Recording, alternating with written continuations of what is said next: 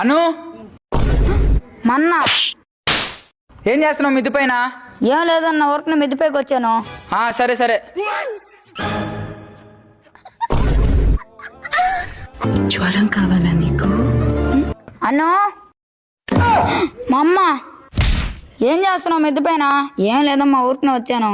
సరే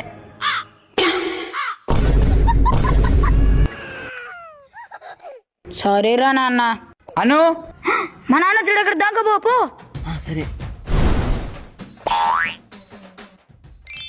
నాన్న నాన్న నేను నీకోసం ఒక అబ్బాయిని చూశాను రా. నాన్న నీకు ఎన్నిసార్లు చెప్పాలి నాకు పెళ్ళి వద్దని?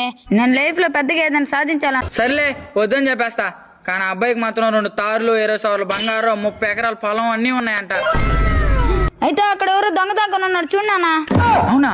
ఎక్కడ లంచ కొడక బయటికి రారా. ఏయ్!